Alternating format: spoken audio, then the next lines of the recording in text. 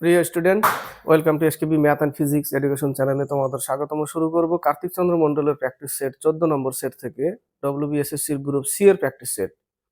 পুরনো সিলেবাসের, নতুন সিলেবাসের বইটা নেওয়া হয়নি। পুরনো সিলেবাস থেকে জিকে ক্লাস 15 নম্বর সেটটা দিয়েছিলাম, এখন আজকে 14 নম্বর সেট। এখানে কিন্তু 30টা করে জিকে ছিল পুরনো সিলেবাসে, তো বর্তমানে এখন 20টা করে দিয়েছে।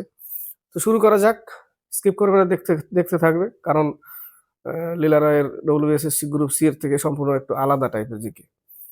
1 থেকে 4, প্রথম প্রশ্ন, গাইয়া ধারণা প্রদান করেছিলেন।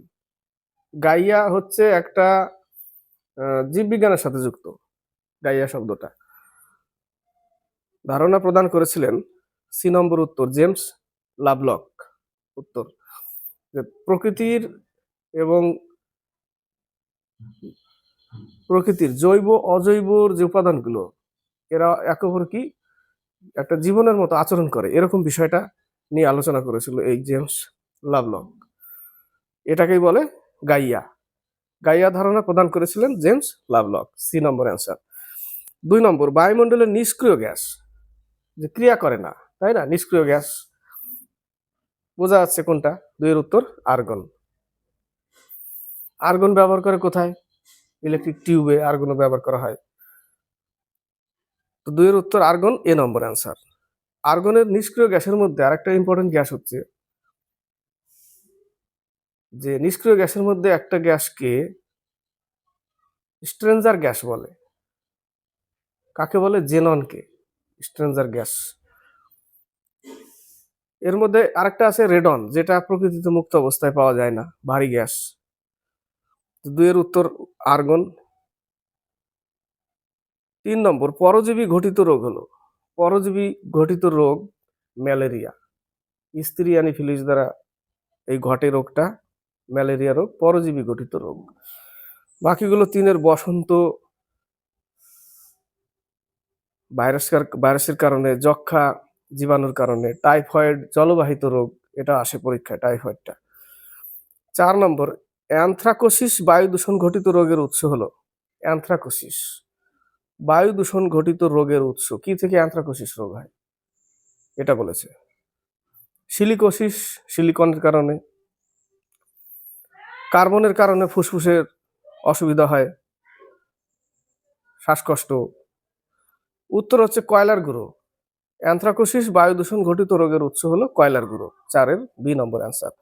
আরেকবার বলছি, গাইয়া, জেমস ল্যাভলক, বায়ুমণ্ডলের নিষ্ক্রিয় গ্যাস আর্গন, পরজীবী ঘটিত রোগ ম্যালেরিয়া, স্ত্রী অ্যানিফিলিস, যক্ষা জীবাণু, টাইফয়েড জলবাহিত, বসন্ত ভাইরাস। 4 নম্বর অ্যানথ্রাকোসিস, কয়লার গুঁড়ো। 5 থেকে 9, 5 নম্বর, নিম্নের কোনটি ছত্রাক নাশকের উদাহরণ? ছত্রাক নাশকের উদাহরণ, উত্তরগুলো, অপশনগুলো কিন্তু খুব ভালো দিয়েছে। ছত্রাক নাশকের উদাহরণ হচ্ছে copper sulphate, copper sulphate, CuSO4, copper sulphate. 6 নম্বর, হাসপাতাল জীবাণুমুক্ত করতে ব্যবহৃত হয়। হাসপাতাল জীবাণুমুক্ত করতে ব্যবহৃত হয় কোন রশ্মি এর মধ্যে? 6 এর উত্তর হচ্ছে আলট্রা ভায়োলেট রশ্মি, ইউভি, আলট্রা ভায়োলেট, সি নম্বর। 7, বাখিরা, বাখিরা বন্যপ্রাণী অভয়ারণ্য রামসর সাইটটি কোন রাজ্যের অন্তর্গত? বাখিরা, খুব ভালো প্রশ্ন এটা। বাখিরা এটা হচ্ছে উত্তরপ্রদেশের বাখিরা। উত্তরপ্রদেশে আর কি আছে? দুধুয়া বন্যপ্রাণী অভয়ারণ্য, দুধুয়া উত্তরপ্রদেশের। বিহারের বাল্মীকি, এর আগের ক্লাসে একটা নতুন আরেকটা ছিল, বাল্মীকি উদ্যান বিহারের। মধ্যপ্রদেশের কানহা। উড়িষ্যার শিমলিপাল ভিতরকণিকা, উড়িষ্যার। তো 7 উত্তর হচ্ছে উত্তরপ্রদেশ, বাকিরা হচ্ছে উত্তরপ্রদেশ। 8 নম্বর, ইয়াস সাইক্লোন কত সালে সংঘটিত হয়েছিল? পশ্চিমবঙ্গ আর উড়িষ্যার মধ্যে হয়েছিল।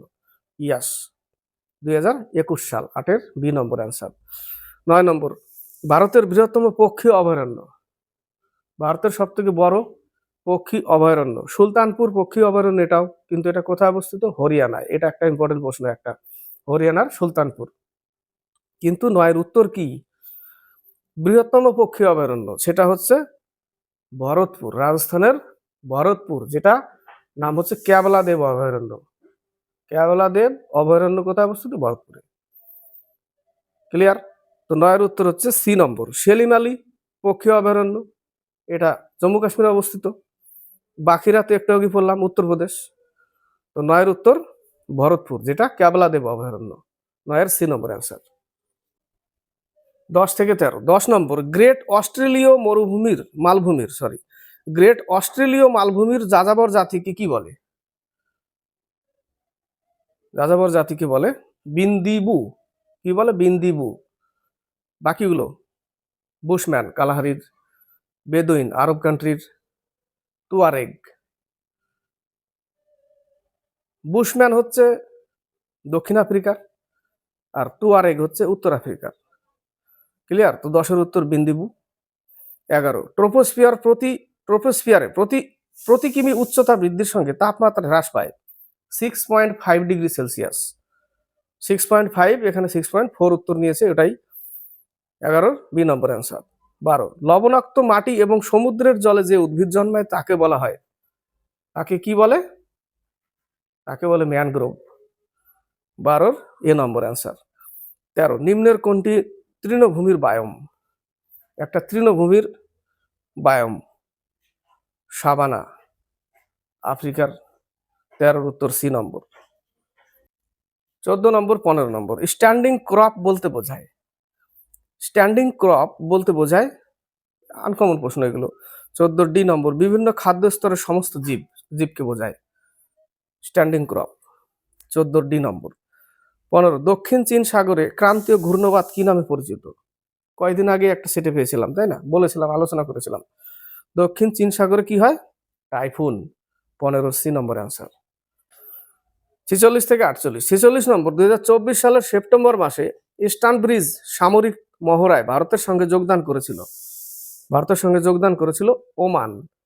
46 এর সি নম্বর অ্যান্সার, ওমান।